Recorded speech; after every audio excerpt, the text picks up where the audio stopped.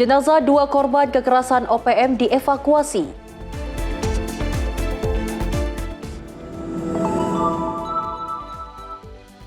MK putuskan perlindungan sisa kuota internet.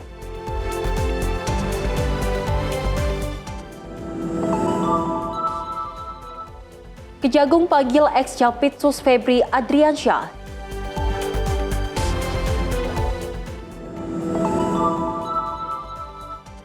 Serangan udara kembali guncang kota Gaza.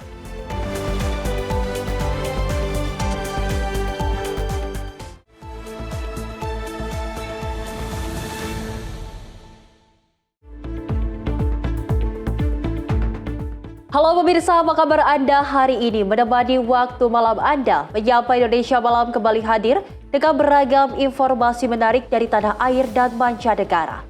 Bersama saya Sally Sregar, ini dia Menyapa Indonesia Malam selengkapnya.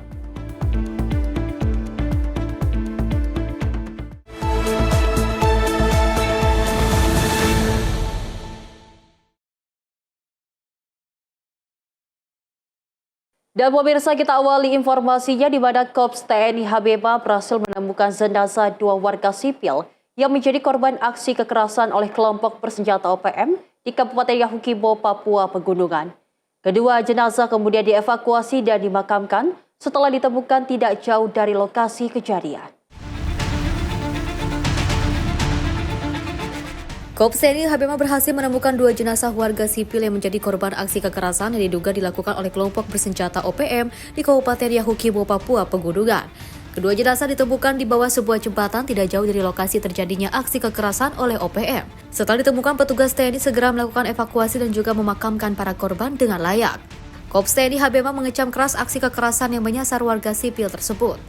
Tindakan OPM yang mengakibatkan hilangnya nyawa masyarakat sipil dinilai sebagai pelanggaran terhadap nilai-nilai kemanusiaan dan tidak dapat dibenarkan dalam keadaan apapun. Anggota kita dari Korps TNI Habema berhasil menjangkau daerah penembakan tersebut dan melaksanakan evakuasi. Tadi sekitar pukul 10.30, kami dari Korps Habema beserta Pemda sangat menyayangkan dan mengecam kekerasan yang dilakukan oleh kelompok OPM. Kami sekali lagi mengajak kasihan rakyat pada semua pihak agar mendinginkan situasi. Kasihan rakyat yang di tengah. Kami TNI siap membantu rakyat. Dan apabila ada saudara-saudaraku, apabila engkau ingin bergabung, ingin menyerahkan diri baik-baik, supaya tidak terjadi korban, kami berharap kau bisa bergabung dengan kami.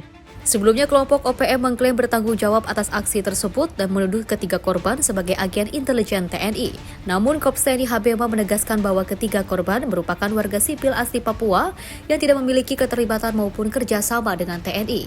Hingga saat ini, Korps TNI Habema terus berkoordinasi dengan aparat terkait untuk melakukan penyelidikan, pengejaran, dan juga penegakan hukum terhadap para pelaku sesuai dengan ketentuan yang berlaku. Korps TNI Habema menegaskan akan terus mengedepankan pelindungan terhadap masyarakat sipil serta berkomitmen menjaga keamanan agar warga dapat kembali menjalankan aktivitas dengan aman dan tenang. Tim redaksi Simpo TV melaporkan. Operasi pencarian terhadap seorang korban yang dilaporkan tenggelam di Waduk Jatiluhur, Purwakarta, Jawa Barat akhirnya membuahkan hasil. Setelah 7 hari dilakukan pencarian, tim SAR gabungan berhasil menemukan korban dalam kondisi meninggal dunia. Tim SAR gabungan menemukan jasad seorang pemuda bernama Rianto, 21 tahun, yang dilaporkan tenggelam di Waduk Jatiluhur, Purwakarta, Jawa Barat. Korban ditemukan setelah 7 hari pencarian. Setelah menerima informasi mengenai penemuan jenazah, tim SAR gabungan langsung bergerak menuju lokasi yang berada sekitar 100 meter dari lokasi kejadian. Korban kemudian dievakuasi pada Kamis 23 Juli 2026 pukul 00.10 waktu Indonesia Barat. Setelah berhasil dievakuasi, jenazah korban selanjutnya dibawa ke RSUD Bayu Asih Purwakarta untuk menjalani proses identifikasi. Jenazah korban kemudian diserahkan kepada pihak keluarga. Tim redaksi Simpo TV melaporkan. Pemirsa, aksi pencurian kembali meresahkan warga Jakarta Barat. Rumah di kawasan Jelambar, Jakarta Barat disusupi pencuri. Akibatnya uang tunai dan dokumen penting raib dibawa lari pencuri dan aksi ini terekam kamera pengawas. Peristiwa pencurian terjadi di salah satu rumah di Jelambar Jaya 3 Jalan P RT 9 RW 2, Kelurahan Jelambar, Kecamatan Grogol, Petamburan, Jakarta Barat, sekitar pukul 4:11 sore. Saat kejadian, penghuni rumah diduga sedang beristirahat setelah pulang beraktivitas. Kondisi ini dimanfaatkan pelaku untuk masuk ke dalam rumah tanpa menimbulkan kecurigaan. Korban dilaporkan kehilangan uang tunai sekitar Rp1 juta serta sejumlah dokumen penting, diantaranya KTP, SIM, kartu ATM, kartu kredit, hingga kartu identitas anak atau KIA. Berdasarkan rekaman CCTV, pelaku berjumlah 1 orang.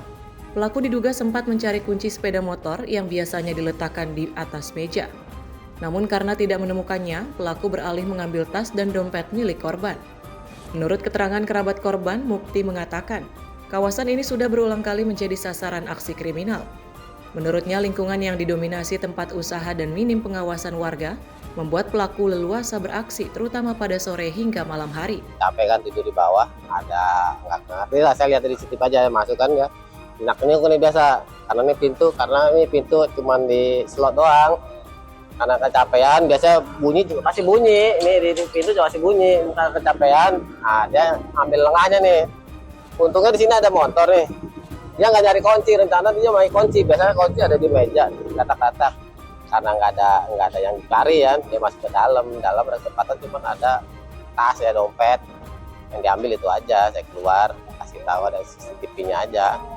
Peristiwa ini menjadi pengingat bagi masyarakat untuk selalu meningkatkan kewaspadaan, termasuk memastikan pintu rumah terkunci dengan baik meski sedang berada di dalam rumah. Keberadaan CCTV juga diharapkan dapat membantu petugas mengungkap identitas dan jejak pelaku pencurian. Dari Jakarta, jurnalis Info TV melaporkan. Sejoli yang diduga pasangan suami istri nekat mencuri laptop saat para guru mengikuti rapat di sekolah dasar negeri di kawasan Salemba, Senen, Jakarta Pusat. Pelaku masuk ke sekolah dengan menyamar sebagai wali murid. Video kamera CCTV ini merekam detik-detik aksi pencurian yang dilakukan pasangan pria dan wanita yang diduga suami istri di ruang kelas SDN Kenari 08 Senen, Jakarta Pusat, Rabu 22 Juli 2026. Pelaku menggasak laptop di ruang B saat ruang kelas sepi usai kegiatan belajar mengajar dan para guru sedang mengikuti rapat. Kedua pelaku masuk ke lingkungan sekolah dengan berpura-pura sebagai wali murid. Usai video viral di media sosial, puluhan wali murid mendatangi sekolah untuk melihat identitas kedua pelaku. Kami sedang melaksanakan rapat Dewan Guru, sehingga semua guru sedang berada di dalam satu ruangan. Kemudian ada guru kami yang sedang melaksanakan aktivitas kegiatan di dalam kelas dengan menggunakan laptop. Kemudian karena kami ada kegiatan di dalam satu ruangan, akhirnya meninggalkan satu kelas. Nah, di kelas tersebut sebenarnya sudah dikunci. Yang ada laptop ini sudah dikunci, namun kelas yang sebelahnya memang tidak terkunci karena saat itu memang jam pulang siang dan kebetulan di sekolah kami kan ada 2 sekolah. Di satu sekolah sedang ada rapat. Orang tua itu mengaku akan rapat di SDN Kenari 07.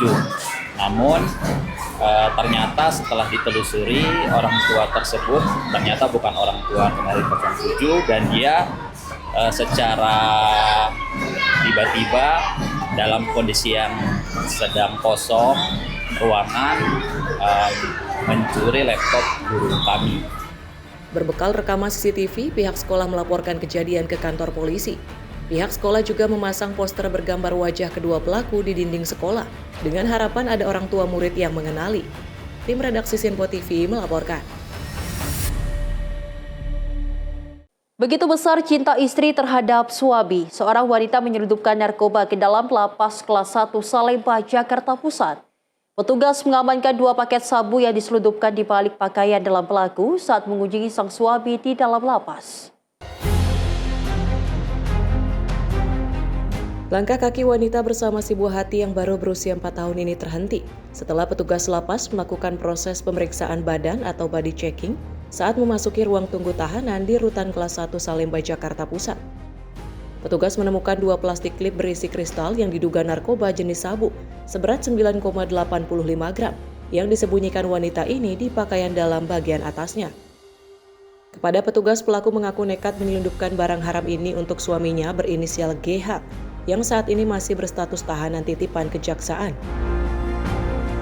Diduga berisi narkotika jenis sabu dengan berat kurang lebih sekitar 9,85 gram yang disembunyikan di dalam pakaian dalam seorang pengunjung perempuan yang berinisial FMS.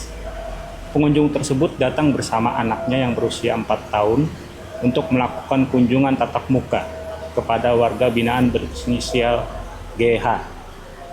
Keberhasilan pengungkapan ini merupakan hasil penerapan SOP pemeriksaan yang konsisten, peningkatan kewaspadaan petugas, serta pelaksanaan penggeledahan yang profesional dan humanis. Tidak ada informasi dari luar, cuman memang gelagat si pengunjung ini seperti mencurigakan petugas kami. Pelaku dan suaminya kemudian diserahkan ke Polsek Cempaka Putih, Jakarta Pusat guna proses pemeriksaan. Upaya penyelundupan narkoba di rumah tahanan kelas 1 Salemba bukanlah kali pertama terjadi. Dalam kurun waktu 2 minggu saja, petugas telah berhasil menggagalkan upaya penyelundupan narkoba jenis pil ekstasi dan sabu yang masing-masing dibawa sejumlah pengunjung wanita. Tingginya tembok penjara yang jauh dari pantauan aparat penegak hukum seolah menjadi tempat ternyaman bagi para pengedar dan pengguna narkoba untuk tetap melakukan perbuatan melanggar hukum. Tim redaksi Sinpo TV melaporkan. Sementara itu, pemirsa, Satuan Reserse Kriminal Polres Agam Sumatera Barat mengungkap dugaan perdagangan satwa dilindungi burung cica daun. Petugas mengamankan seorang pria bersama ratusan ekor burung yang diangkut menggunakan mobil pribadi. Seorang pria berinisial KZ diamankan dari dalam mobilnya bersama barang bukti ratusan ekor burung dilindungi di Jalan Umum Mangkompo, Simpang 4, tepatnya di depan SPBU Bawan, Kecamatan Ampek Nagari, Kabupaten Agam, Sumatera Barat pada Rabu malam 22 Juli 2026. Tersangka kemudian dibawa ke Polres Agam untuk diperiksa. Dalam interogasi, tersangka mengakui burung-burung tersebut dibeli dari daerah Talu, Kecamatan Talamau, Kabupaten Pasaman Barat dan rencananya akan dijual ke Provinsi Lampung. Petugas menyita 1 unit mobil Avanza, 1 unit telepon genggam, serta 244 ekor burung yang terdiri dari 8 ekor burung cica daun, 188 ekor pleci, 39 ekor konin, 5 ekor kapas tembak, 3 ekor kutilang emas dan 1 ekor kepodang emas. Dari total burung yang diamankan, 8 ekor burung cica daun merupakan satwa yang dilindungi oleh undang-undang. Kasat Reskrim Polres Agam AKP Rinto Alwi mengatakan, pengungkapan ini berawal dari informasi Balai Konservasi Sumber Daya Alam atau BKSDA Resor Maninjau mengenai adanya seorang pria yang diduga memburu, menangkap, menyimpan, memiliki, memelihara, mengangkut dan memperdagangkan satwa dilindungi dalam keadaan hidup. Ya benar, kami dari jajaran Polres Agam bersama dengan personel BKSDM Kabupaten Agam berhasil melakukan penangkapan terhadap seorang pelaku bernama Khairul Zaman, umur 47 tahun, suku Sunda, tidak muda swasta, alamat Komplek BTP 6, Kecamatan Lubanan Duo, Kabupaten Barat. Tersangka dapat kita amankan di daerah Kecamatan Bawan, Kabupaten Agam. Itu kedapatan membawa maupun memiliki atau memperdagangkan satwa liar jenis burung, itu bernama cicak daun sebanyak 8 ekor, di mana pelaku membawa seluruh burung berjumlah 244 ekor. Kemudian kita amankan dibawa kantor Polres Agam untuk lebih lanjut. Kalau untuk hukumannya? Untuk hukuman itu minimal 3 tahun sampai maksimal 15 tahun penjara. Tersangka dijerat pasal 21 ayat 2 huruf A junto pasal 40A ayat 1 huruf D Undang-Undang Nomor 32 Tahun 2024 tentang konservasi sumber daya alam hayati dan ekosistemnya dengan ancaman pidana maksimal 15 tahun penjara. Sementara itu, seluruh barang bukti berupa burung akan dilepas liarkan ke kawasan hutan cagar alam Maninjau berdasarkan penetapan Pengadilan Negeri Agam bersama petugas BKSDA, kejaksaan, dan pihak terkait. Tim redaksi Sinpo TV melaporkan. Kapal perang TNI Angkatan Laut Kri Igusti Ngurah Rai tiba di Pelabuhan Vladivostok, Rusia. Kehadiran kapal frigat ini menandai partisipasi Indonesia dalam latihan gabungan Angkatan Laut Oruda 2026 bersama Rusia. KRI Igusti Ngurah Rai disambut jajaran Armada Pasifik Angkatan Laut Rusia saat merapat di Pelabuhan Vladivostok. Penyambutan dipimpin langsung oleh Wakil Laksamana Alexei Siswev selaku Komandan Armada Gabungan Pasifik Rusia. Dalam sambutannya, Siswev menyebut kunjungan KRI Igusti Ngurah Rai menjadi simbol persahabatan dan saling menghormati antara Indonesia dan Rusia. Ia juga mengapresiasi peran TNI Angkatan Laut dalam menjaga stabilitas dan keamanan maritim, serta komitmen untuk memperkuat kerjasama. Честь приветствовать в главной базе Тихоокеанского флота фрегат военно-морских сил Республики Индонезия. Ваш визит – это не просто официальное событие, это символ крепкой дружбы и взаимного уважения между нашими странами. Мы высоко ценим вклад военно-морских сил Индонезии в поддержание стабильности и безопасности на морских просторах, а также вашу готовность к совместным действиям и обмену опытом. Уверен, что этот визит станет новым этапом в развитии наших отношений и откроет новые возможности для совместной работы. Sementara itu, Wakil Komandan TNI Angkatan Laut Laksda TNI Yayan Sofian menegaskan hubungan kerjasama antara Angkatan Laut kedua negara terus berkembang. Ia juga mengumumkan rencana pertukaran taruna serta berbagai kegiatan latihan dan kerjasama lainnya.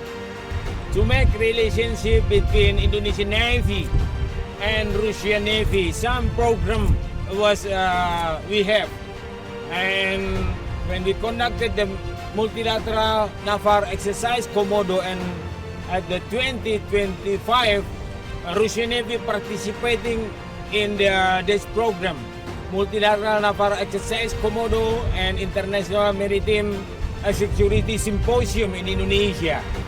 Upacara pembuka latihan gabungan Oruda 2026 dijadwalkan berlangsung pada 25 Juli 2026. Dari pihak Rusia, latihan ini akan melibatkan kapal korvet Armada Pasifik Sorvesheni sebagai salah satu unsur utama. Tim redaksi Simpo TV melaporkan.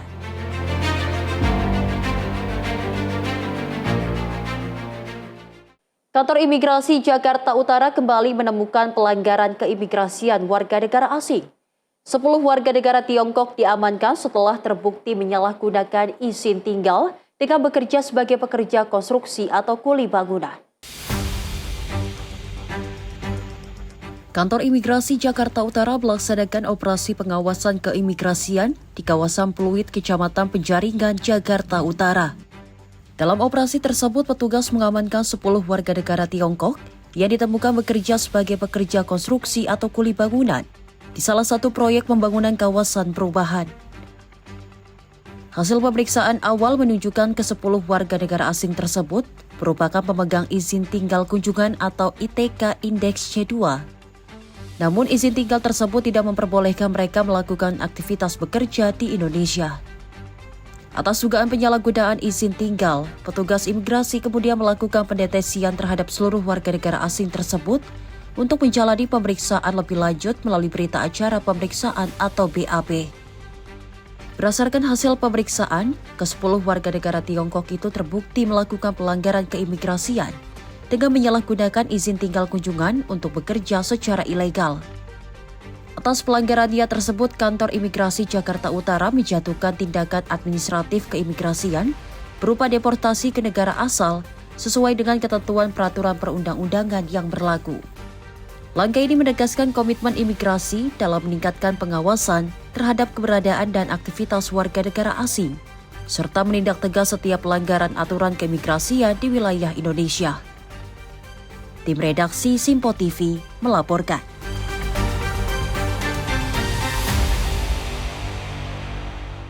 Pemirsa, sekolah rakyat diperluas hingga 182 titik. Informasinya usai jeda, tetaplah bersama kami di Menyapa Indonesia Malam.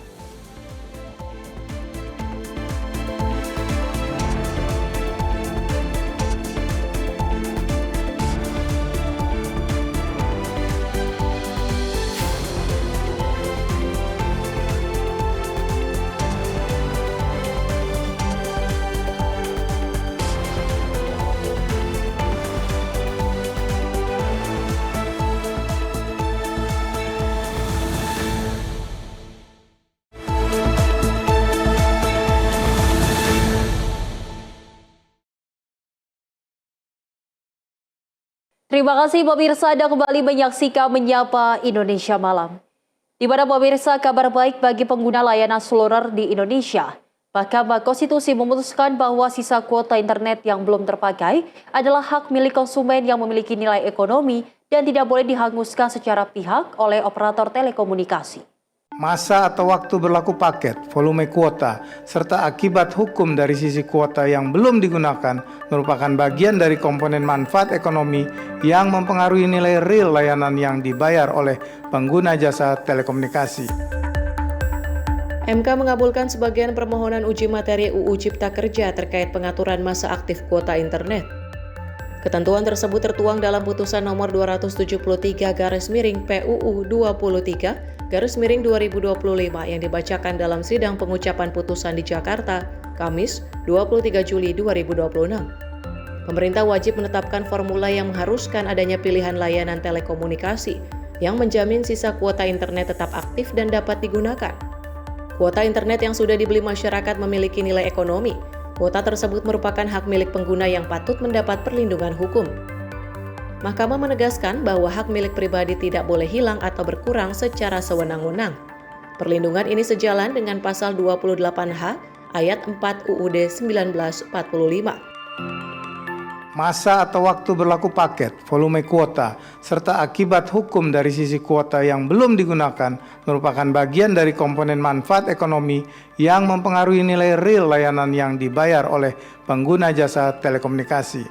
Apabila pengguna jasa telekomunikasi membeli paket dengan volume tertentu, tetapi tidak memperoleh informasi yang jelas ihwal batas waktu penggunaan, konsekuensi dari berakhirnya masa berlaku atau pilihan perlindungan terhadap sisa manfaat layanan yang belum digunakan, maka hubungan hukum tersebut menimbulkan ketidakseimbangan hak antara penyelenggara telekomunikasi dan pengguna jasa telekomunikasi. Padahal, berdasarkan pasal 4 UU 8 tahun 1999, konsumen memilih hak. Putusan MK tidak serta-merta menghapus praktik kuota hangus atau mewajibkan semua operator otomatis memperpanjang masa aktif kuota. Yang diputus adalah pemerintah harus mengatur agar tersedia pilihan layanan yang menjamin sisa kuota tetap aktif dan dapat digunakan. Implementasinya masih memerlukan tindak lanjut melalui kebijakan atau regulasi pemerintah. Tim Liputan Sinpo TV melaporkan. Pada tahun ajaran 2026-2027, jumlah sekolah rakyat akan bertambah menjadi 182 titik di berbagai daerah. Hal ini sebagai upaya membuka akses pendidikan yang lebih luas bagi anak-anak dari keluarga miskin dan miskin ekstrim. Memutus rantai kemiskinan antar generasi dimulai dari pendidikan. Dalam hal ini, pemerintah terus memperluas penyelenggaraan sekolah rakyat, di mana pada tahun ajaran 2026-2027, jumlah sekolah rakyat akan bertambah dari 166 menjadi 182 titik di berbagai daerah. Hal tersebut sebagai upaya membuka akses pendidikan yang lebih luas bagi anak-anak dari keluarga miskin dan miskin ekstrim. Selain itu, perluasan ini sebagai bagian dari pengembangan bertahap menuju satuan pendidikan permanen yang berkelanjutan. Perluasan ini menjadi bagian dari transisi bertahap pemerintah dalam mengembangkan sekolah rakyat dari model rintisan menuju satuan pendidikan permanen yang lebih berkelanjutan. Total peserta didik sekolah rakyat tingkat SD, SMP, dan SMA secara keseluruhan dari yang sudah ada dan target sementara mencapai 43.344 orang pada tahun ini. Pemerintah pun menargetkan semakin banyak anak memperoleh kesempatan belajar melalui sekolah rakyat, sekaligus mendukung upaya memutus rantai kemiskinan antar generasi melalui pendidikan. Pada tahun ajaran 2027-2028, pemerintah menargetkan penambahan 100 hingga 200 titik lokasi sekolah rakyat per tahun. Tim redaksi Sinpo TV melaporkan. Presiden Prabowo Subianto mengaku terharu atas dukungan Ijtima Ulama PKB terhadap arah baru ekonomi pemerintah. Dukungan tersebut dinilai sejalan dengan upaya mewujudkan kesejahteraan rakyat. Presiden Prabowo Subianto menyampaikan rasa terima kasih dan apresiasi atas dukungan Ijtima Ulama Partai Kebangkitan Bangsa terhadap arah baru kebijakan ekonomi pemerintah. Presiden mengaku terharu karena dukungan tersebut dinilai sejalan dengan visi pembangunan untuk kesejahteraan rakyat. Hal itu disampaikan Prabowo saat menghadiri peringatan hari lahir ke-28 PKB bertajuk Arah Baru Amanat Ekonomi Konstitusi di Jakarta 23 Juli Kamis malam. Kepala negara menegaskan kebijakan ekonomi pemerintah berlandaskan amanat konstitusi, terutama pasal 33 dan pasal 34 Undang-Undang Dasar 1945. Saya sungguh merasa bahagia dan merasa terharu hadir di acara malam hari. Saya terharu karena PKB dalam hari ulang tahunnya dengan begitu tegas menyampaikan dukungan kepada arah baru ekonomi kita. Saya juga merasa terharu saudara memakai kaos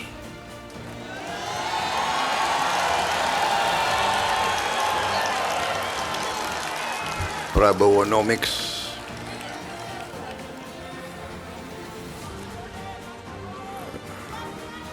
Sesungguhnya terus terang saja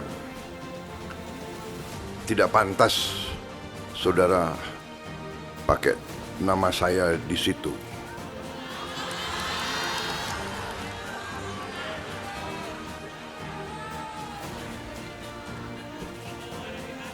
Ketegasan perjuangan saya, keyakinan saya itu adalah keyakinan saya terhadap cita-cita pendiri bangsa, keyakinan saya terhadap proklamasi 17 Agustus 1945, keyakinan saya terhadap Undang-Undang Dasar negara kita, keyakinan saya terutama kepada pasal 33 Undang-Undang Dasar 1945 dan pasal 34. Hari ini saya dapat hadiah lagi. Luar biasa itu. Langsung dibacakan tadi. Kesepakatan Ijtimah Ulama Indonesia.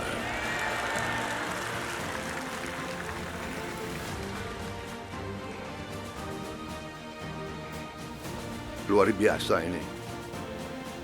Kesepakatan Ijtimah Ulama ini luar biasa. Ijtimah Ulama mendukung langkah-langkah strategis Presiden Prabowo Subianto dalam memperkuat kedaulatan bangsa, membangun kemandirian ekonomi, mempercepat industrialisasi dan hilirisasi, mewujudkan ketahanan pangan dan energi, meningkatkan kualitas sumber daya manusia, serta mengembalikan arah pembangunan nasional pada amanat Pancasila dan pasal 33 Undang-Undang Dasar 1945 demi sebesar-besarnya kemakmuran rakyat. Luar biasa ini. Presiden Prabowo menyebut rekomendasi Ijtima Ulama PKB menjadi dukungan bagi langkah pemerintah dalam memperkuat kedaulatan bangsa, kemandirian ekonomi, industrialisasi, ketahanan pangan, dan energi. Ia menilai dukungan tersebut menjadi amanat untuk terus memperjuangkan pembangunan yang berpihak pada kemakmuran rakyat. Tim redaksi Sinpo TV melaporkan. Kementerian Pendidikan Tinggi, Sains dan Teknologi bersama Kementerian Ekonomi Kreatif terus melakukan kolaborasi. Penguatan kolaborasi kedua kementerian yaitu dalam mengembangkan ekosistem ekonomi kreatif melalui pendidikan tinggi, riset, dan penguatan talenta.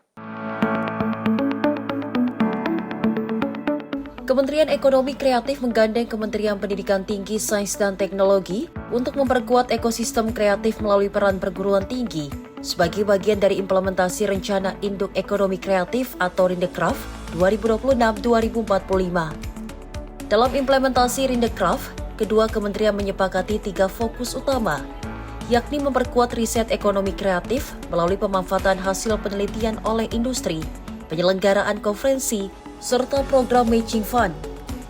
Menurut Menteri Ekonomi Kreatif Teguh Rifki Harsya, menegaskan perguruan tinggi memiliki posisi strategis dalam mencetak talenta, melahirkan inovasi, hingga mendorong hilirisasi hasil riset agar mampu menjawab kebutuhan industri. Sementara itu, Menteri Pendidikan Tinggi, Sains dan Teknologi Priyan Yuliarto menyatakan pihaknya siap mengintegrasikan implementasi Rindekraf ke dalam berbagai program kementerian. Menurutnya, perguruan tinggi memiliki mandat besar dalam menghasilkan riset dan sumber daya manusia unggul yang dibutuhkan industri kreatif. Tim redaksi Simpo TV melaporkan.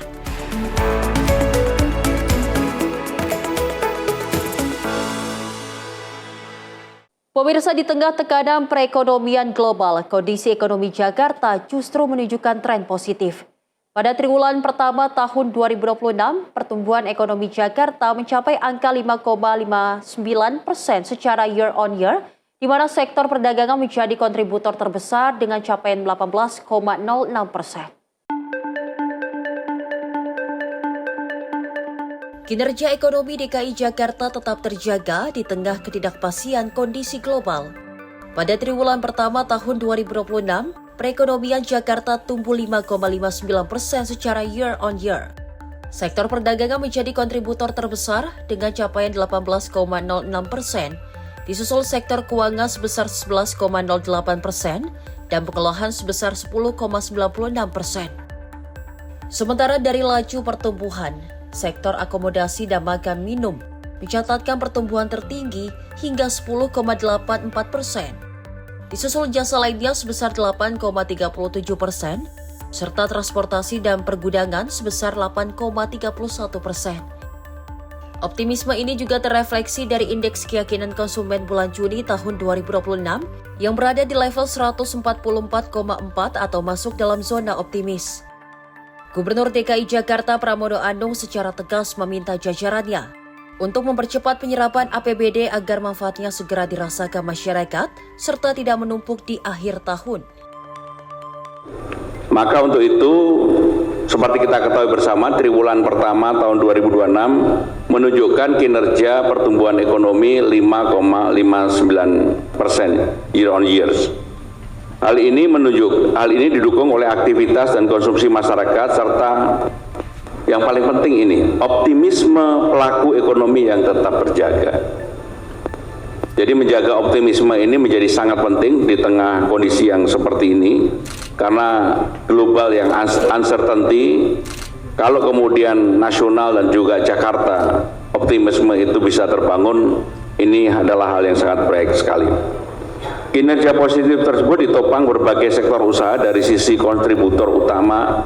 Sektor perdagangan menjadi penyumbang terbesar 18,06%, kemudian diikuti oleh keuangan 11,08%, dan pengolahan 10,96%. Hingga tanggal 30 Juni, realisasi pendapatan daerah DKI Jakarta mencapai 29,29 triliun rupiah atau 40% dari target 71,45 triliun rupiah. Pada periode yang sama, belanja daerah tercatat 24,73 triliun rupiah atau 33% dari pagu APBD tahun 2026.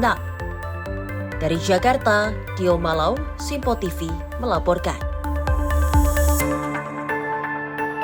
Menteri Hukum Supratman Andi Aktas menegaskan penyetujuan permohonan naturalisasi menjadi warga negara Indonesia dilakukan melalui proses seleksi yang sangat ketat. Menko menyebut dari ribuan permohonan yang masuk, hanya sebagian kecil permohonan yang memenuhi persyaratan dan bisa disetujui menjadi warga negara Indonesia. Di sela penyampaian mengenai implementasi PP nomor 30 tahun 2026 tentang jenis dan tarif PNBP, Menteri Hukum Supratman Andi Aktas turut menjelaskan mengenai kebijakan pemerintah dalam pemberian status kewarganegaraan Indonesia. Menurutnya, minat warga negara asing untuk menjadi warga negara Indonesia terbilang cukup tinggi, namun pemerintah tidak serta-merta mengabulkan setiap permohonan yang diajukan. Sepanjang tahun 2025, dari ribuan permohonan naturalisasi murni yang diterima, Menkum Andi menyebut hanya sekitar 5 orang yang disetujui menjadi warga negara Indonesia. Dari ribuan permohonan, 5 kalau nggak salah, yang kita setuju jadi warga negara. Memangnya mudah kita mau jadi warga negara. Yang kedua, bukan berarti teman-teman yang sekarang bermohon untuk pindah ke warga negaraan, itu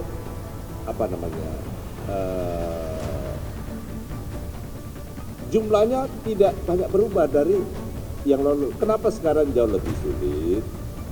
Karena kan kita sudah punya kasus. Tiba-tiba ada orang yang memiliki paspor, ternyata berkasus di Indonesia. Nah sekarang kita verifikasi. Menkum Andi Aktas menegaskan selektivitas dalam proses naturalisasi dan juga pemberian hak WNI dilakukan untuk menjaga integritas sistem kewarganegaraan Indonesia, sekaligus memastikan bahwa tidak ada celah bagi pihak-pihak yang hendak menghindari tanggung jawab hukum. Dari Jakarta, Sri Dewi Andayani, Mutia Anggiani, Simpo TV melaporkan. Masih dari Menteri Hukum Supratman Andi Aktas yang menegaskan penyesuaian tarif yang berkaitan dengan pelayanan kewarganegaraan bukan merupakan kebijakan yang diambil secara mendadak. Pernyataan itu disampaikannya usai menyerap aspirasi publik dalam kegiatan Pasti Ada Solusi di Kementerian Hukum. Dalam kegiatan Pasti Ada Solusi, Menteri Hukum Supratman Andi Aktas memberikan penjelasan mengenai implementasi Peraturan Pemerintah Nomor 30 Tahun 2026 tentang jenis dan tarif atas jenis penerimaan negara bukan pajak, termasuk tarif pelayanan di bidang administrasi hukum umum yang belakangan menjadi perhatian publik. Menteri Hukum menegaskan penyesuaian tarif khususnya yang berkaitan dengan pelayanan kewarganegaraan bukan merupakan kebijakan yang diambil secara mendadak, melainkan telah melalui perbandingan dengan skema pembiayaan layanan serupa di berbagai negara sebelum mengusulkan kebijakan tersebut. Menko memastikan akan mendengarkan aspirasi publik serta melakukan evaluasi dan kajian ulang terhadap sejumlah kenaikan tarif. Selain itu, rapat evaluasi juga akan dilakukan bersama Dirjen Administrasi Hukum Umum dan Dirjen Kekayaan Intelektual dengan fokus pada layanan kewarganegaraan yang kini tengah menjadi sorotan. Sekali lagi beberapa hal yang sudah saya sampaikan dan ini kita sudah mengcompare perbandingan pembiayaan itu menyangkut soal kewarganegaraan di berbagai negara. Jadi ini bukan keputusan yang tiba-tiba. Kemudian yang kedua, semata-mata sekali lagi bahwa Kementerian Hukum sedang membangun sebuah sistem yang pada akhirnya nanti itu ditujukan untuk pelayanan kepada masyarakat. Negara tentu tidak mencari untung, sama sekali bukan itu tujuannya. Bahwa kalau itu dirasakan ada peningkatan, kadang-kala di kita pasti ada di awal ya. Namun demikian, kami akan mengkaji kembali untuk melakukan review kembali, akan kita bahas secara internal menyangkut soal kenaikan-kenaikan yang tadi. Lebih lanjut, Menteri Hukum Supratman Andi Aktas menegaskan evaluasi terhadap pelaksanaan PP Nomor 30 Tahun 2026 akan tetap mengutamakan kepentingan pelayanan publik, sekaligus memastikan kebijakan tarif tetap adil, proporsional, dan responsif terhadap masukan masyarakat. Dari Jakarta, Sri Dewi Andayani, Mutia Anggiani, Simpo TV melaporkan. Pemerintah melalui Kementerian Hukum memberikan kabar baik bagi para pelaku industri musik. Dalam implementasi Peraturan Pemerintah Nomor 30 Tahun 2026 tentang jenis dan tarif atas jenis penerimaan negara bukan pajak atau PNBP, pemerintah memutuskan untuk menggratiskan tarif pendaftaran pencatatan hak cipta untuk lagu dan musik. Di tengah penyesuaian sejumlah tarif pelayanan hukum, Kementerian Hukum justru memberikan insentif bagi pelaku ekonomi kreatif dengan menghapus biaya pendaftaran pencatatan hak cipta lagu dan musik. Kebijakan ini disampaikan langsung oleh Menteri Hukum Supratman Andi Aktas saat menyampaikan terkait penerapan PP Nomor 30 Tahun 2026 tentang jenis dan tarif atas jenis PNBP. Andi Aktas menilai pembebasan tarif ini menjadi salah satu bentuk dukungan pemerintah terhadap perlindungan karya cipta, sekaligus mendorong para musisi tanah air agar lebih mudah mencatatkan hasil karyanya. Dengan adanya pembebasan biaya pendaftaran hak cipta lagu dan musik, pemerintah berharap semakin banyak pencipta dan pelaku industri musik yang mencatatkan karyanya, sehingga perlindungan hukum terhadap kekayaan intelektual di Indonesia dapat semakin kuat. Itu kan banyak sekali itemnya ya, banyak sekali. Nanti saya akan coba, yang pasti yang kita nolkan itu adalah pendaftaran pencatatan hak cipta untuk lagu dan musik. Jadi tarifnya sekarang 0%. Saya belum tahu yang lain-lainnya karena banyak sekali ya. Walaupun saya pernah baca semua, tapi kenaikan dan penurunannya ada yang naik, ada yang turun, tentu saya harus pelajari kembali. Intinya sekali lagi ini menjadi bahan evaluasi bagi Kementerian Hukum untuk mendengar apa yang menjadi suara publik. Dari Jakarta, Sri Dewi Andayani, Mutia Anggiani, Simpo TV melaporkan. Kita beralih ke informasi lainnya pemirsa, di mana Polsek Manonjaya salurkan 1.200 liter air bersih untuk warga terdampak kekeringan di Desa Kamulian, Tasikmalaya. Hal ini sebagai respon atas keluhan masyarakat yang mulai merasakan dampak berkurangnya sumber air bersih akibat musim kemarau. Kepedulian terhadap masyarakat yang terdampak musim kemarau kembali ditunjukkan jajaran Polsek Manonjaya. Bersama relawan penanggulangan bencana Manonjaya, kepolisian menyalurkan bantuan air bersih kepada warga yang mengalami kesulitan mendapatkan pasokan air di Kampung Marga Cinta, Desa Kamulian, Kecamatan Manonjaya, Kabupaten Tasikmalaya. Dalam kegiatan tersebut, sebanyak 1.200 liter air bersih didistribusikan kepada warga melalui satu titik penyaluran menggunakan kendaraan patroli milik Polsek Manonjaya. Kapolsek Manonjaya AKP Sony Alamsyah mengatakan, pendistribusian air bersih merupakan bentuk kepedulian Polri terhadap kebutuhan masyarakat yang sedang menghadapi keterbatasan akses air untuk kebutuhan sehari-hari. Menurutnya, kehadiran aparat kepolisian tidak hanya berfokus pada pemeliharaan keamanan dan juga ketertiban masyarakat, tetapi juga harus mampu memberikan solusi terhadap persoalan sosial dan kemanusiaan yang dihadapi warga. Kehadiran bantuan air bersih disambut positif oleh warga Kampung Marga Cinta. Sejak proses distribusi dimulai, masyarakat tampak antusias mengantri untuk mendapatkan pasokan air yang akan digunakan untuk memenuhi kebutuhan sehari-hari. Tim redaksi Simpo TV melaporkan. Pemirsa, informasi terkait Kemenpar dan Kemensos perkuat akses pendidikan dan pariwisata akan kami hadirkan usai jeda. Tetaplah bersama kami di Menyapa Indonesia Malam.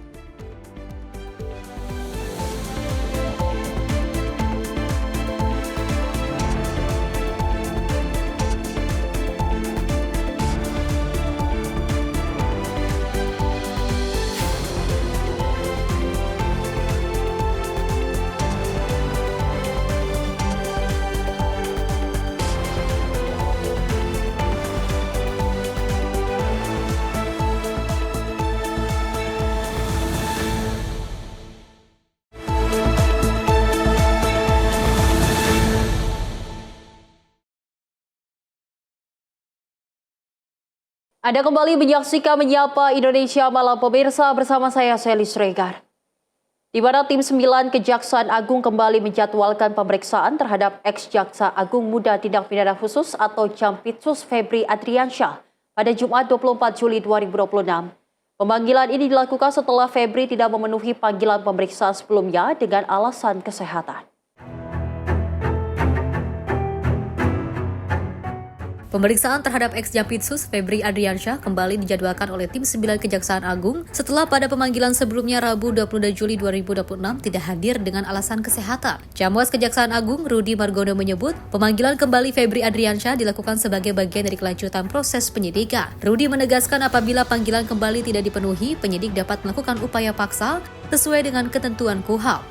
Adapun hingga saat ini penanganan perkara terhadap ex-Jampitsus tetap berjalan, termasuk melalui penyidikan dugaan tindak pidana pencucian uang untuk mendalami barang bukti yang telah diamankan. Pada hari ini, yang bersangkutan kita panggil kembali. Yang pertama tidak hadir, yang kedua hari ini, dan jika memang tidak hadir sesuai pasal 28 KUHP, penyidik dengan bantuan pejabat yang berwenang bisa menghadirkan dengan upaya paksa. Jadi sampai Prukis hari ini penanganan perkara mantan Jampitsus tetap berlanjut. Kenapa terbit sprindik baru? Itu untuk memastikan barang-barang bukti yang telah digeledah ditemukan oleh teman-teman Kortas dan Polda akan menjadi pertimbangan tersendiri, sehingga terbitlah sprindik TPPU. Nah, ini penting. Dari Jakarta, Jiana Bila, Azul Hakim, Simpo TV melaporkan. Jamwas Kejaksaan Agung Rudi Margono menjelaskan penanganan dugaan kasus ex-Jampitsus Febri Adriansyah oleh penyidik Jampitsus memiliki dasar hukum yang kuat. Penyerahan penanganan perkara tersebut dinilai akan memberikan kepastian hukum sekaligus mendukung proses penyidikan dan penuntutan secara lebih efektif. Jamwas Kejaksaan Agung Rudi Margono menyampaikan penyerahan penanganan perkara dari penyidik Polri kepada penyidik Jampitsus Kejagung dilakukan sesuai dengan ketentuan peraturan perundang-undangan. Menurut Rudi, penyidik Polri dan penyidik Jampitsus Kejagung memiliki kewenangan dalam menangani perkara tindak pidana korupsi. Rudi menambahkan penanganan oleh penyidik Jampitsus Kejagung diharapkan dapat memberikan kepastian hukum serta mendukung proses penanganan perkara agar berjalan lebih efektif. Lebih lanjut, Rudi juga menegaskan sinergi antara Polri dan Kejaksaan akan terus dijaga untuk mendukung penegakan hukum sesuai dengan ketentuan undang-undang yang berlaku. Penting perlu dicermati bahwa penyerahan dugaan kasus Exampisus diserahkan oleh penyidik justru akan memberikan kepastian hukum karena menurut undang-undang penyerahan penyidik dari Polri diserahkan ke penyidik pada Exampisus. Jadi sama-sama penyidik. Sehingga kebetulan penyidik pada kejaksaan juga merangkap sebagai lembaga peratut. Jika diserahkan ke lembaga peratut di kejaksaan, yang kebetulan juga penyidik, mudah-mudahan ke depan tidak bolak-balik, karena menurut Undang-Undang 31/19, korupsi adalah perkara yang harus didahulukan. Nah, alasan hukum seperti itulah sehingga penanganan perkara oleh penyidik pada Exampisus sangat argumentatif dan secara hukum bisa diterima. Yang pertama karena pernah kita menangani Asabri, penyerahan dari Polda Metro. Yang menjadi penting adalah di hukum yang baru kita harus tetap sinergi dengan penyidik, apalagi dalam penanganan kasus ini. Dari Jakarta, Janabila, Azul Hakim, Simpo TV melaporkan.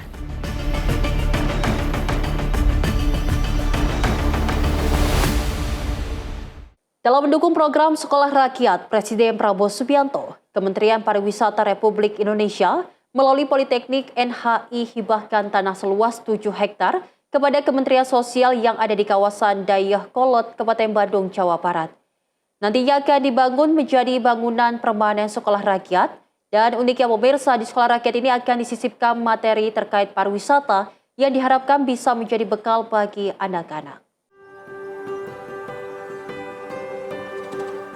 Kementerian Pariwisata dan Kementerian Sosial Republik Indonesia melakukan penandatanganan nota kesepahaman atau MOU yang dilaksanakan di Gedung Kampus Politeknik Pariwisata NHI Dayakolot, Kabupaten Bandung, Jawa Barat pada Kamis siang. Penandatanganan dilakukan langsung oleh Menteri Pariwisata Widianti Putri Wardana dan Menteri Sosial Saifullah Yusuf dan disaksikan para pejabat dari 2 kementerian serta Forkopimda Kabupaten Bandung. Menteri Pariwisata Widianti Putri Wardana menjelaskan, penandatanganan ini merupakan tindak lanjut arahan dari Presiden Prabowo Subianto, di mana dalam kesempatan ini Kementerian Pariwisata memberikan tanah kepada Kementerian Sosial seluas 7 hektar dengan 5 hektar untuk pembangunan sekolah rakyat dan 2 hektar untuk pembangunan gedung serba ada. Selain itu, di sekolah rakyat yang rencananya akan rampung dibangun pada tahun 2027 mendatang ini, Kementerian Sosial akan menyisipkan kurikulum pariwisata dengan harapan anak-anak yang belajar di sekolah rakyat bisa mendapatkan materi terkait dengan pariwisata yang bisa menjadi bekal di masa mendatang. Menggunakan momentum Hari Anak Nasional ini untuk menindaklanjuti arahan Bapak Presiden Prabowo Subianto untuk melakukan atau melakukan kerjasama bersama Kementerian Sosial untuk membangun sekolah rakyat. Jadi kami di Kementerian Pariwisata di NHI Bandung ini akan memberikan tanah sebesar 5 hektar untuk pembangunan sekolah rakyat dan sebesar 2 hektar untuk pembangunan fasilitas olahraga yang bisa digunakan bersama dengan anak-anak NHI Bandung. Dan rakyat ini kami berikan alokasi 20% bisa masuk ke Politeknik Pariwisata dengan beasiswa. Tentu ini adalah menjadi bagian dari proses pembelajaran di sekolah rakyat. Menindaklanjuti arahan Presiden, kita akan berusaha bekerja bersama-sama dengan banyak kementerian, salah satunya Kementerian Pariwisata, tentu juga dengan Kementerian Pekerjaan Umum, Kementerian Dalam Negeri, untuk menghadirkan gedung permanen sekolah rakyat. Nah, gedung permanen ini bisa menampung tidak kurang dari 2.000 siswa tingkat SD, SMP, dan SMA.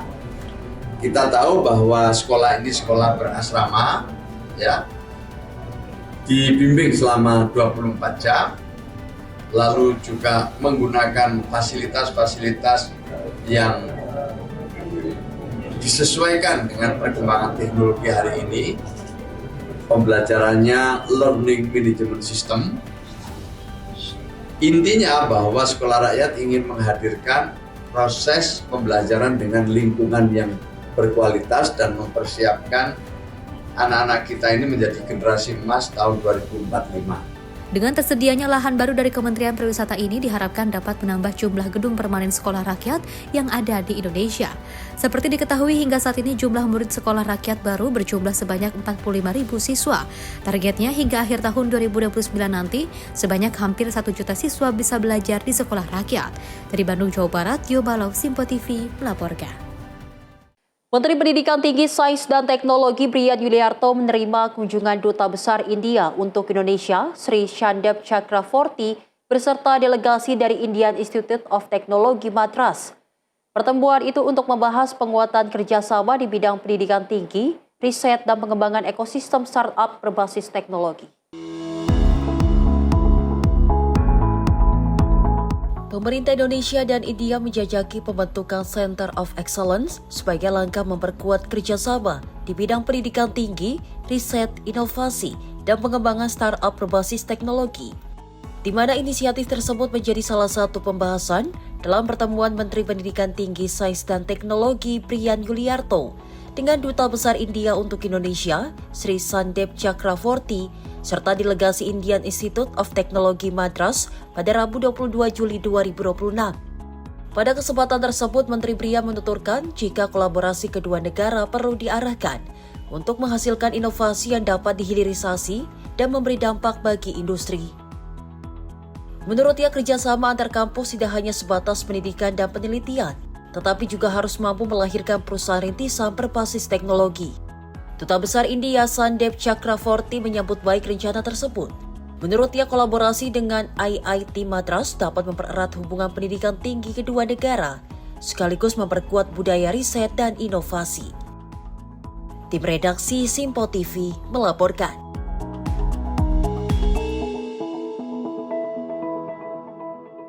Dan dari Gubernur Jawa Timur, Kofifa Indar Parawansa meninjau langsung progres pembangunan sekolah rakyat terintegrasi di Sampang. Menurutnya, sekolah rakyat terintegrasi menjadi solusi efektif untuk memutus mata rantai kemiskinan melalui pendidikan yang berkualitas. Gubernur Jawa Timur Kofifa Indar Parawansa meninjau langsung progres pembangunan sekolah rakyat terintegrasi di Jalan Bato Karang, Kecamatan Camplong, Sampang.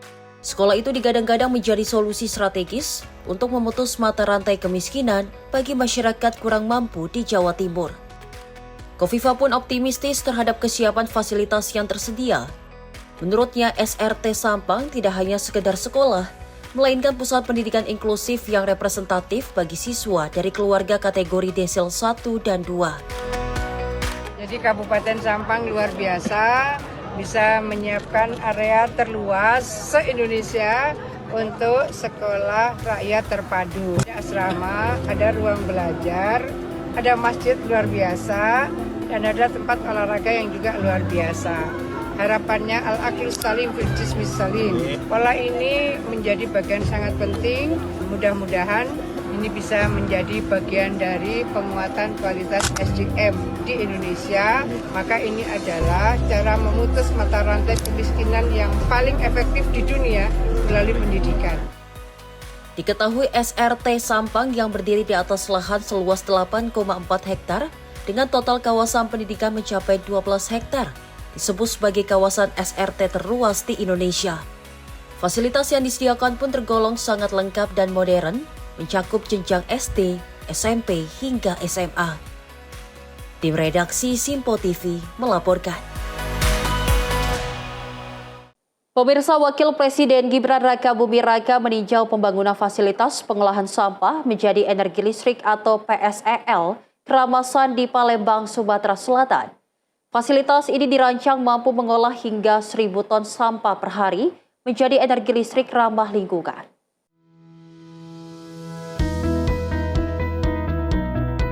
Dalam peninjauan tersebut, Wakil Presiden menegaskan pentingnya percepatan penyelesaian proyek agar dapat memberikan manfaat nyata bagi masyarakat.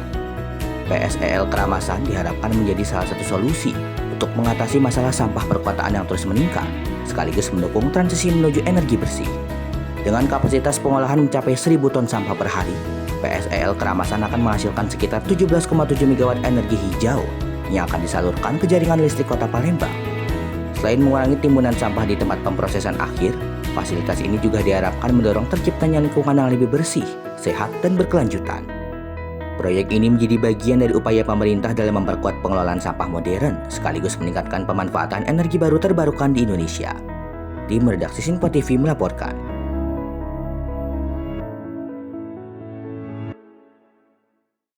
Bandung meraih penghargaan apresiasi komitmen dan kepemimpinan dalam pengelolaan sampah Jawa Barat dari Gubernur Jawa Barat Deddy Mulyadi. Wali Kota Bandung mendedikasikan penghargaan tersebut kepada seluruh petugas kebersihan bank sampah, kader, dan pegiat lingkungan.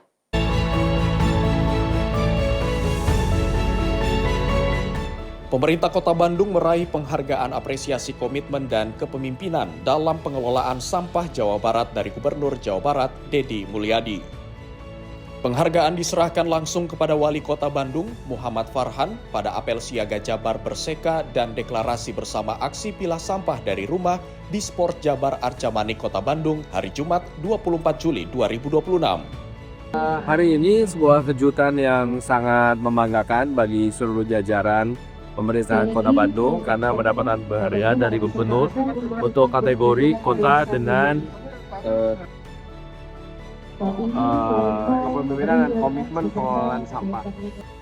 Meski demikian, Farhan mengakui persoalan sampah di Kota Bandung masih jauh dari selesai. Saat ini ia menyebut baru sekitar 30% sampah yang mampu dikelola. Menurut Farhan, penghargaan tersebut menjadi motivasi bagi jajaran pemerintah Kota Bandung untuk terus meningkatkan kinerja dalam pengelolaan sampah. Farhan juga mendedikasikan penghargaan tersebut kepada seluruh petugas kebersihan, bank sampah, kader, dan pegiat lingkungan yang selama ini terlibat dalam pengelolaan sampah di Kota Bandung.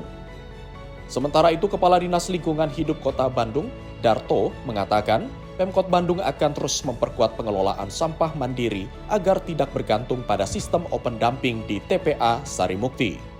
Salah satu upaya yang dilakukan ialah meningkatkan kapasitas petugas pemilah dan pengolah sampah. Tim redaksi Sinpo TV melaporkan.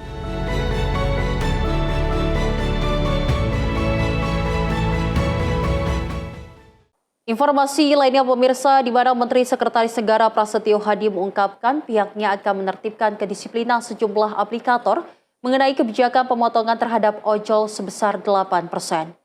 Prasetyo menyebut meski kebijakan potongan 8% telah berlaku, namun ada beberapa hal yang perlu diperbaiki.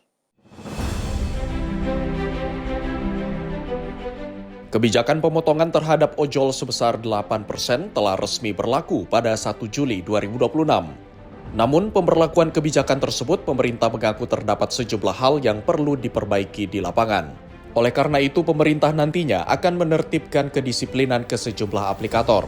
Langkah ini dilakukan sebagai bentuk untuk penyempurnaan peraturan Presiden mengenai potongan tarif 8% bagi ojol agar segera masuk tahap finalisasi. Meskipun memang ada beberapa teman-teman aplikator yang perlu kita tertibkan kedisiplinannya. Jadi salah satu yang tadi disampaikan itu. Berkenaan dengan masalah perpresnya, tadi sudah sampaikan Pak Dasko, sedikit lagi mau kita sempurnakan karena kita masih perlu ada satu kali pertemuan lagi dengan teman-teman asosiasi ojol. Ya tadi, ini kan sudah sampaikan sudah berlaku selama ini meskipun belum ada perpresnya. Tapi masih ada beberapa yang realisasi di lapangan itu perlu diperbaiki, perlu disempurnakan. Itulah yang tadi disampaikan kepada kami sebagai bahan untuk penyempurnaan isi perpresnya. Minggu depan kita biar segera selesai semua. Dari Jakarta, Fahrizal Ahmad Amin, Sinpo TV melaporkan. Pemirsa, tim ekspedisi Patriot 2026 mendapat antusiasme yang sangat tinggi dari generasi muda Indonesia. Wakil Menteri Transmigrasi Viva Yoga Mauladi menyatakan, misi tim ekspedisi Patriot adalah meningkatkan kualitas SDM dan mengembangkan potensi daerah transmigrasi. Pendaftaran tim ekspedisi Patriot 2026 mendapat antusiasme sangat tinggi dari generasi muda Indonesia. Merespon itu, Wakil Menteri Transmigrasi Viva Yoga Mauladi mengatakan, seleksi yang dilakukan semakin diperketat mengingat nantinya para peserta akan dikirim ke 53 kawasan transmigrasi di Indonesia. Menurutnya, misi utama dari tim ekspedisi Patriot adalah menghadirkan sumber daya manusia yang berkualitas, yang mampu mengajak masyarakat transmigrasi untuk melakukan perubahan, hingga meningkatkan potensi alam unggulan di masing-masing daerah. Ya, memang proses seleksinya relatif agak ketat, dan terutama dari sisi kesehatan fisik dan non-fisik itu yang kita utamakan karena perjalanan menuju ke tempat tujuan di kawasan transmigrasi itu tidak mudah. Butuh kekuatan fisik, butuh integritas, butuh semangat untuk mencapai tujuan dari tim Ekspedisi Patriot, yaitu ingin menghadirkan sumber daya manusia yang berkualitas untuk menjadi inovator, menjadi kreator, dan mampu untuk mengajak masyarakat di kawasan transmigrasi untuk melakukan perubahan, melakukan peningkatan terhadap potensi apa yang ingin dikembangkan di kawasan transmigrasi dan dilakukan secara ilmu pengetahuan. Antusiasme dan keberagaman peserta jadi bukti tingginya semangat generasi muda Indonesia untuk turut berkontribusi dalam pembangunan nasional melalui kawasan transmigrasi. Dari Jakarta, Sally Siregar, Ahmad Amin, Sinpo TV melaporkan. Program Bedah Rumah oleh pemerintah menghadirkan kesejahteraan dalam bermukim bagi masyarakat di tanah air. Untuk Provinsi DKI, 10.300 rumah ditargetkan tercapai hingga akhir tahun nanti.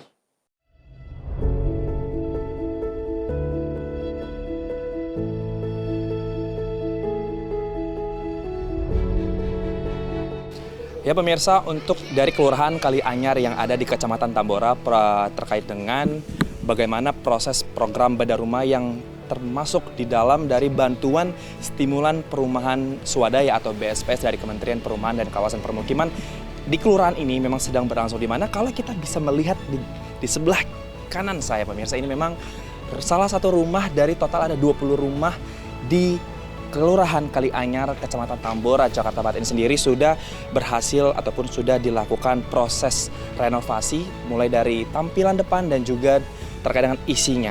Kalau memang kita untuk berbicara mengenai apa saja yang didapatkan dari program ini, kita langsung saja ngobrol dengan salah satu penerima manfaat. Ada Bapak Ibu ini. Ibu namanya siapa Ibu?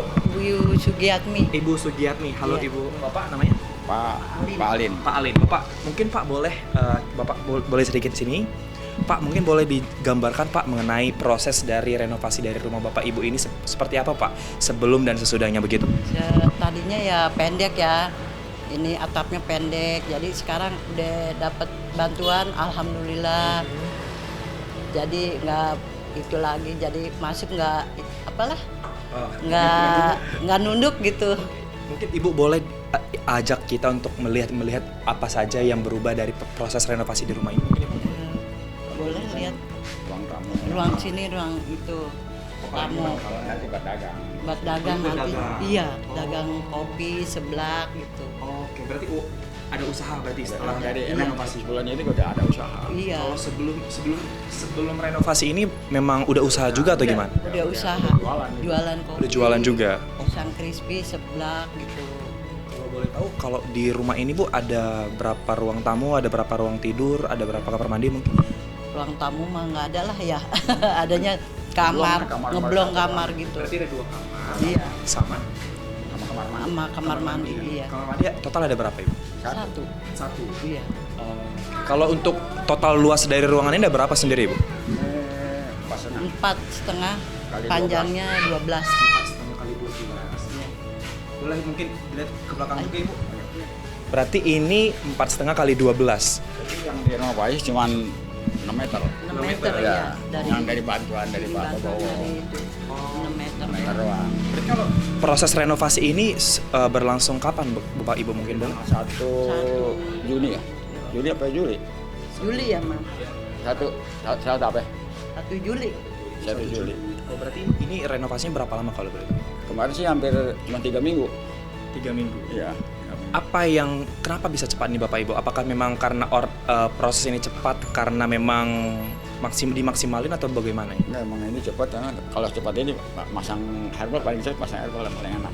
Iya. Kalau bata lama, kalau herbal paling cepat terus cepatnya. Soalnya dia nggak pakai adukan lagi. Kalau herbal. Oke. Berarti Bapak Ibu selama proses renovasi ini Bapak Ibu memilih tetap tinggal di sini atau memang dari pemerintah sendiri memang menyediakan tempat tinggal sementara gitu? Enggak, saya memang tinggal di sini aja. Tinggal sini. Oh, sebelum jadi bongkar ya udah tinggal di sini sama. Oh, berarti pas renovasi juga masih tetap di sini? Di sini ya tetap saya mah. Nunggu aja. Anak yang ngontrak mah jadi. Kalau saya mah tinggal di sini aja. nih, Bapak Ibu kalau boleh tahu nih Bapak Ibu, ini kan rumah direnovasi, ini kan bantuan dari pemerintah juga. Bapak Ibu mungkin ada mengeluarkan uang sepeser pun atau memang ada biaya yang dikeluarkan lagi nggak tambahan? Ini nggak ada Pak, kalau ini kosong enggak. Emang dari pembantuan uang ada ini, dari bantuan pas. Kalau yang swadaya yang keluarin duit. Berarti Bapak mungkin untuk harapan terkait dengan pasca rumah ini direnovasi, mungkin apa Bapak Ibu? Ya, saya alhamdulillah ada bantuan bisa bangun begini Pak. Jadi dari Pak Prabowo gitu. Terima kasih kayak. Tadi rumah saya pendek. Mau masuk aja ke kamar mandi miring, mau ke depannya miring gitu. Apa? Tadi kan Bapak bilang harapannya hal supaya ini bisa berlangsung juga di penduduk lain juga begitu Bapak. Kalau boleh tahu, Bapak Ibu bisa mendapatkan fasilitas proses renovasi ini dari bagaimana Bapak Ibu mungkin? Saya datang dari Pak RT. Pendataan dulu berarti. Iya. Itu mau nggak Pak Alin, kamu kan jadi kebersihan udah lama, jadi rumahnya mau dituin, boleh nggak renovasi? Iya nggak apa-apa Pak. Udah jadi ngurus surat-surat. Pak RT. Pak Denis sama Pak Budi kemari langsung. Oke. Pak Budi sama Pak Denis langsung kemari. Oke, siap Bapak Ibu, terima kasih banyak sekali lagi atas waktunya.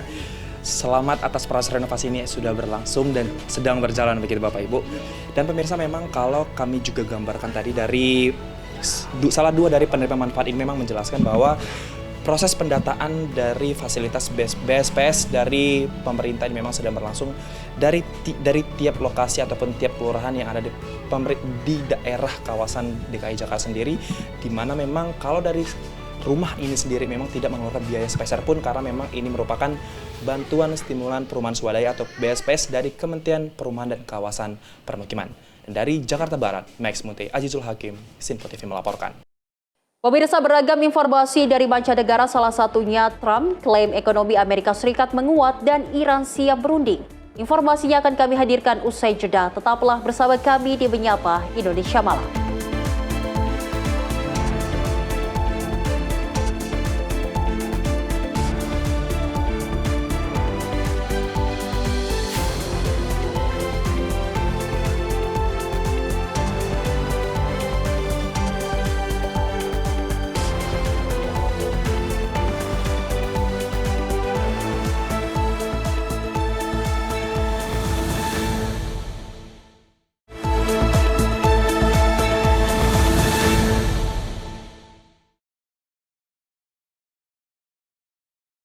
Masih bersama kami pemirsa dalam Menyapa Indonesia Malam.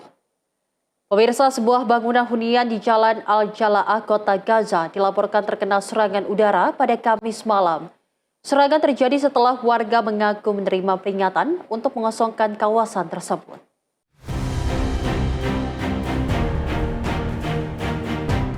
Rekaman video memperlihatkan detik-detik ledakan yang menghantam bangunan disusul kepulan asap tebal dan api yang membumbung tinggi ke udara. Petugas pertahanan sipil segera berupaya memadamkan kebakaran, sementara ambulans berdatangan untuk mengevakuasi korban yang mengalami luka-luka. Menurut kesaksian warga, mereka menerima panggilan dari pihak militer Israel yang meminta seluruh penduduk meninggalkan lokasi sekitar 30 menit sebelum serangan terjadi.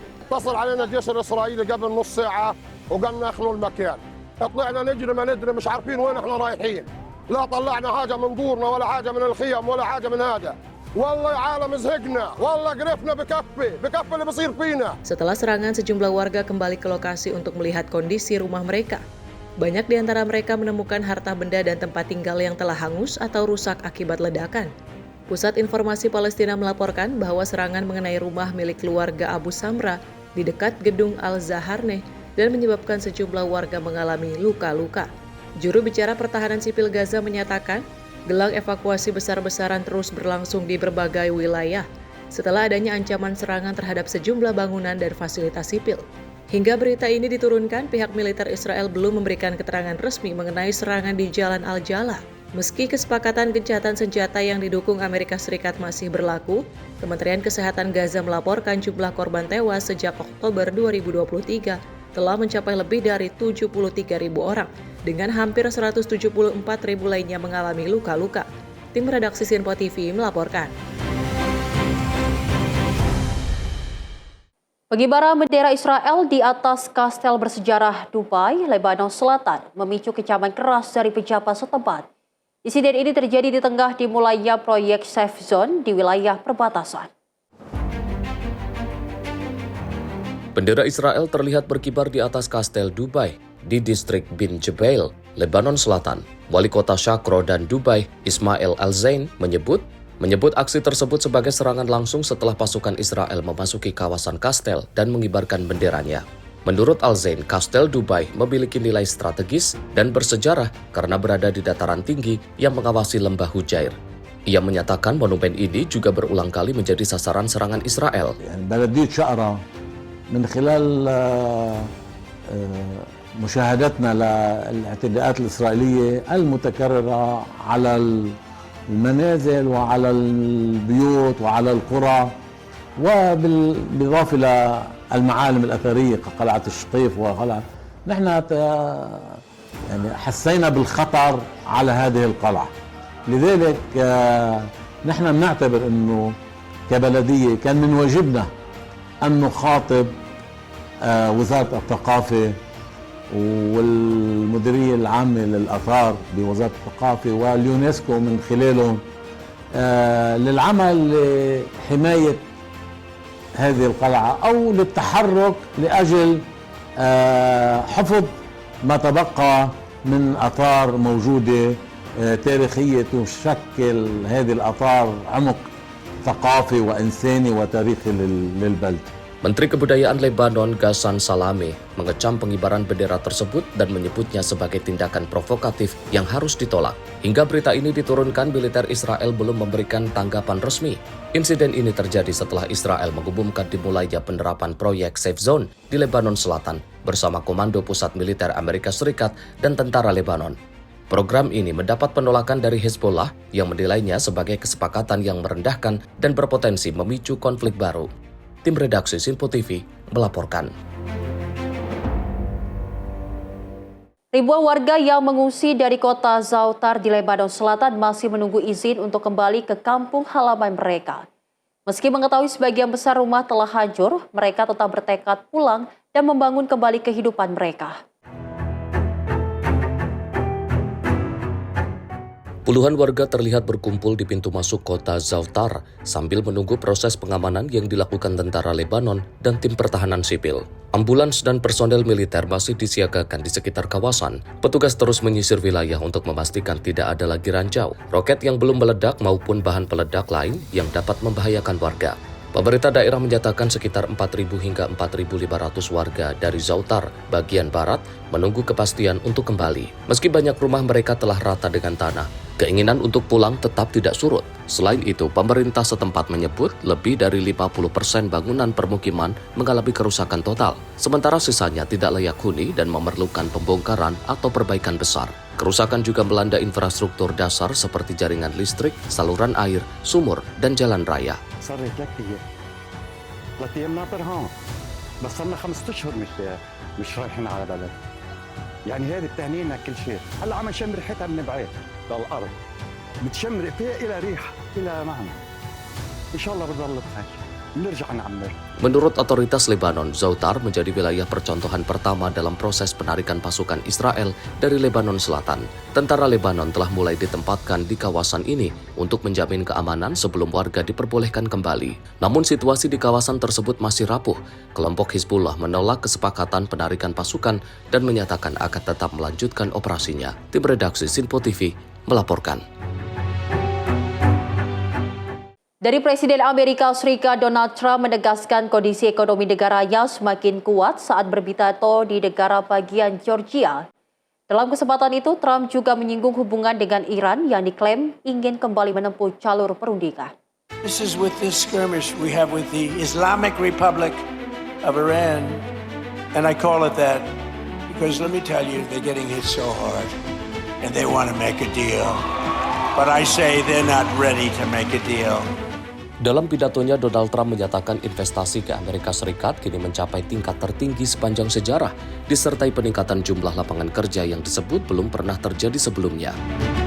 And more money is being invested in the United States right now than at any time in the history of our country, and Americans are working today more so than ever before. We have more jobs today than we've ever had, and it's not even close. More people are working now than at any time in the history of our country.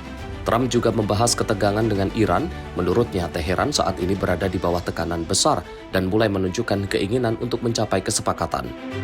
This is with this skirmish we have with the Islamic Republic of Iran, and I call it that because let me tell you, they're getting hit so hard, and they want to make a deal.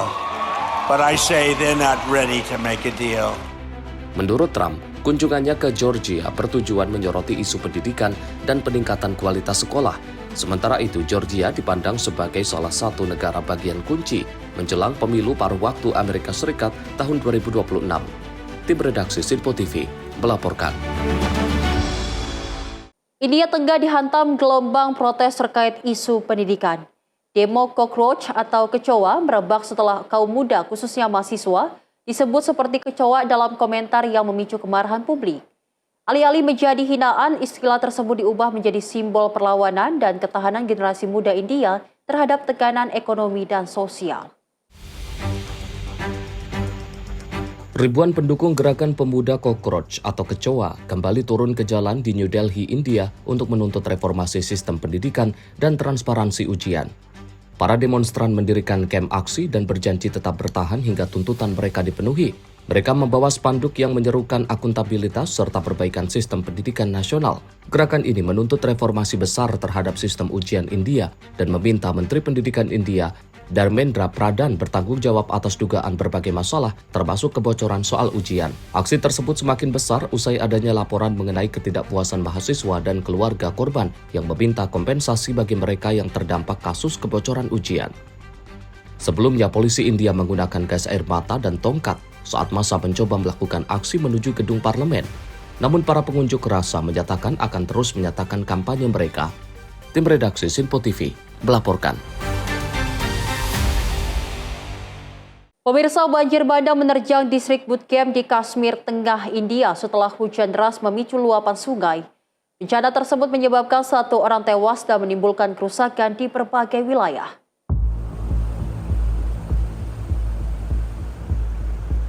Arus banjir yang deras menerjang kawasan Pajam menghanyutkan material dan merusak infrastruktur. Jalan tertutup lumpur dan batu, sementara petugas kepolisian menjaga lokasi yang telah dipasang garis pengaman.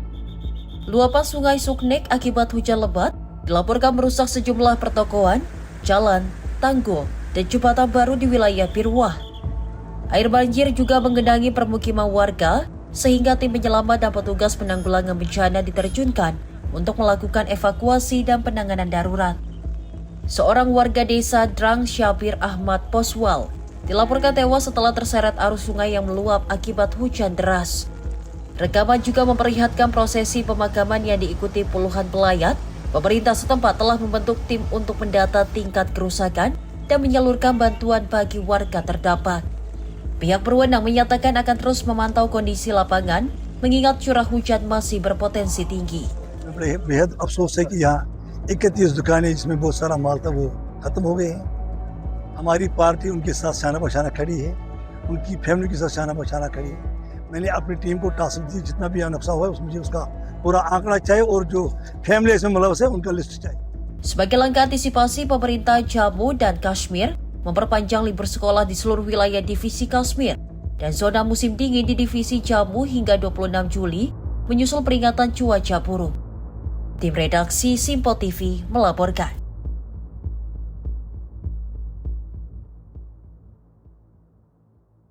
Unit darurat militer Spanyol berjibaku untuk memadamkan kebakaran hutan yang menjalar cepat dari Provinsi Toledo ke wilayah Madrid. Puluhan rumah terdampak sementara ratusan warga dievakuasi demi keselamatan.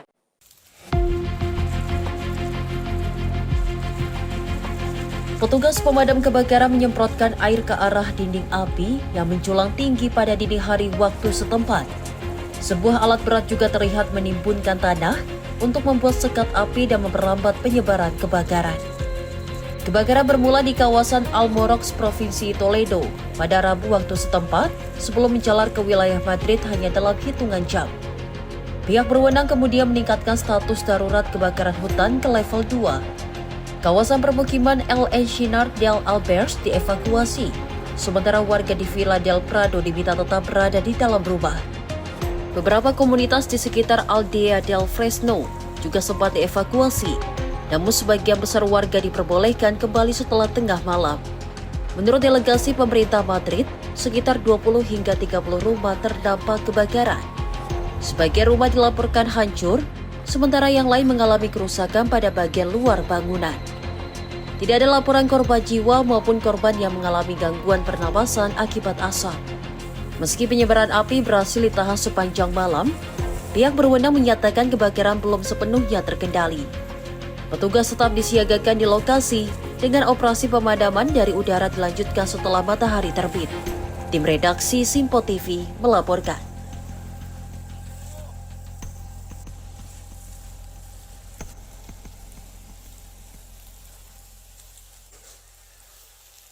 Pemirsa, tragedi kebakaran melanda sebuah rumah di distrik La Victoria, 5 Peru pada Rabu dini hari.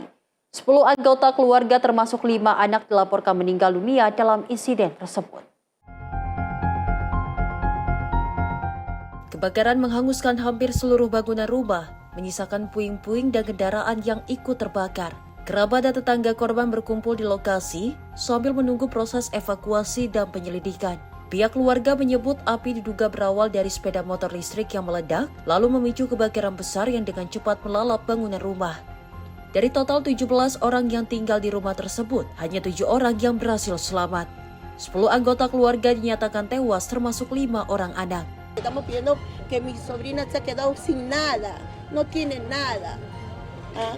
Nosotros somos gente pobre, humilde. Si tuviéramos plata, tuviéramos una casa de 5 o 6 pisos. Menteri Perempuan dan Kelompok Rentan Peru, Edith Betzalbet Pariona, turut meninjau lokasi dan menyampaikan bela sungkawa kepada keluarga korban. Pemerintah menyatakan penyelidikan masih berlangsung, termasuk mendalami dugaan bahwa kebakaran tersebut sengaja ditimbulkan. Son 10 los fallecidos. Los sucesos, todavía estamos esperando que la policía saque las conclusiones. Hay muchas teorías.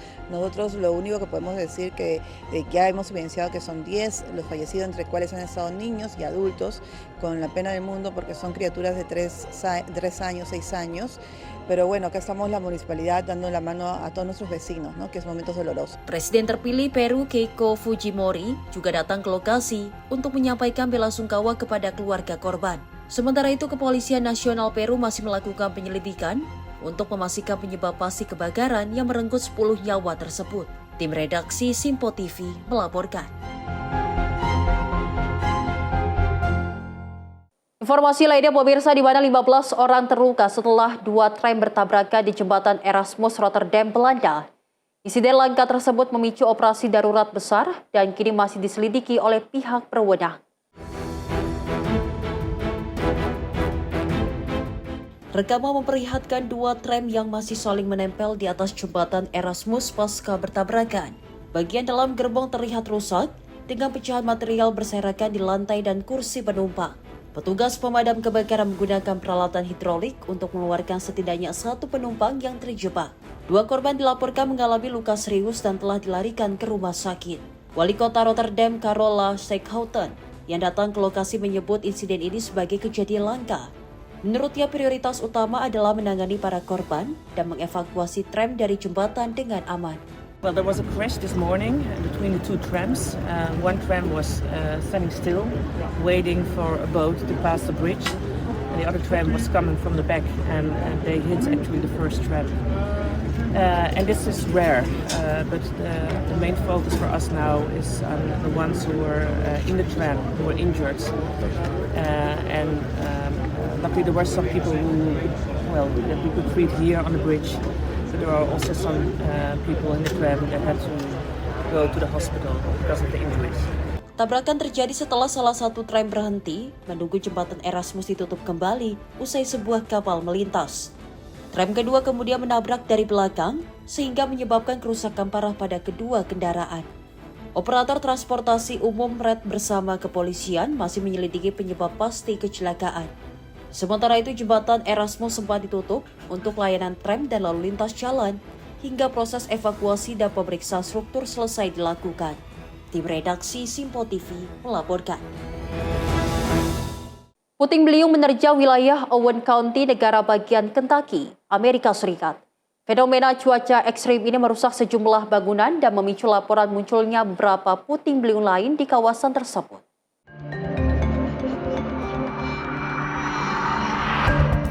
Rekaman video memperlihatkan puting beliung yang berputar di atas lahan terbuka, disertai hujan deras dan sambaran petir. Puing-puing bangunan tampak terhempas dan berputar mengikuti hempasan angin kencang.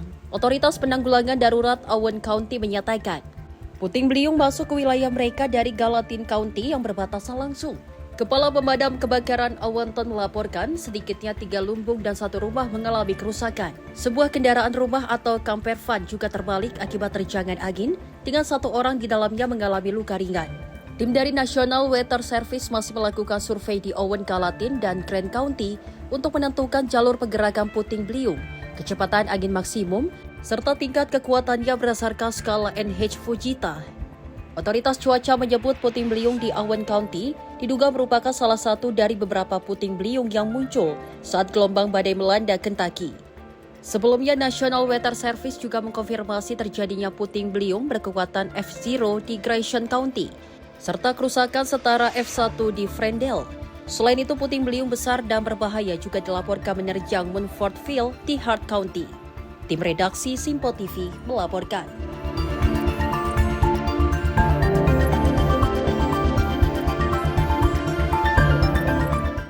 Sebuah gerbong kereta di jalur 12 Safira, Sao Paulo terbakar pada Kamis pagi. Kebakaran ini pemirsa memicu kepanikan di kalangan penumpang dan menyebabkan penghentian layanan di 3 jalur kereta utama di seluruh kota. Rekaman video memperlihatkan kobaran api melalap gerbong kereta di antara stasiun Brás dan Tatuapé, Brasil. Sementara para penumpang dilaporkan mengevakuasi diri dan berjalan menyusuri rel untuk mencari tempat aman. Menurut laporan awal, kebakaran terjadi sekitar pukul 6.00 waktu setempat. Trivia Trans selaku pengelola jalur kereta komuter di Sao Paulo menyatakan kebakaran diduga karena konsleting listrik dan memicu pemadaman otomatis pada sejumlah gardu listrik. Layanan perjalanan kereta dihentikan pada jalur 11 Coral, 12 Safira, dan 13C, serta layanan Airport Express. Petugas pemadam kebakaran berhasil mengendalikan kobaran api dan tidak ada laporan mengenai cedera serius. Insiden ini terjadi hanya 2 hari setelah Trivia Trans mengambil alih operasional penuh ketiga jalur tersebut. Pemerintah negara bagian Sao Paulo menyatakan akan memantau penyelidikan mengenai penyebab kebakaran serta mengevaluasi apakah pihak pengelola telah mematuhi prosedur keselamatan yang diwajibkan. Tim redaksi Simpo TV melaporkan. Rusia menuduh Ukraina memiliki sistem teror terhadap warga sipil di wilayah Donbas dengan dukungan negara-negara barat. Tuduhan itu disampaikan Kementerian Luar Negeri Rusia dalam sebuah paparan di Moskow. Juru bicara Kementerian Luar Negeri Rusia, Maria Zakharova, menyatakan Ukraina membangun sistem yang diklaim mampu melakukan serangan jarak jauh terhadap warga sipil di Donbas. Menurut Zakharova, sistem tersebut memiliki teknologi, jaringan logistik, dan disebut menerima dukungan berkelanjutan dari negara-negara barat. Ia juga menuduh serangan dilakukan dari jarak jauh menggunakan teknologi yang membuat pelakunya tidak berhadapan langsung dengan korban, sehingga kekerasan disebut menjadi semakin mudah dilakukan. Над всем этим, как рефреном, проходит фраза, которую свидетели услышали в свой адрес. Они слышали ее десятки раз в разных вариантах. Вы им вот так говорили, не люди. Значит, можно убивать. Вот так формулировалась эта фраза. Вы знаете, в том или ином контексте мы ее слышим от западников. Слышали, когда сидели за столом переговоров, когда задавали вопрос, а почему же вы делаете то, в чем обвиняете других? На что они нам прямо вот так, сидя и смотря в глаза Сергею Лаврову, говорили, а потому что можно им, а другим нельзя. Dalam paparan yang sama, Zakharova juga mengutip kesaksian warga yang kehilangan anggota keluarga, serta menuduh otoritas Ukraina memaksa evakuasi anak-anak dan mengancam mencabut hak asuh orang tua yang menolak. Sementara itu, Komisioner Hak Asasi Manusia Rusia, Yana Lantratova, menuduh pasukan Ukraina membakar sebuah gereja di Konstantinovka yang saat itu digunakan warga sipil sebagai tempat berlindung, serta menembaki relawan yang mengantarkan bantuan kemanusiaan. Hingga kini pihak Ukraina tetap membantah menjadikan warga sipil sebagai target dalam konflik yang masih berlangsung dengan Rusia. Tim redaksi Simpo TV melaporkan.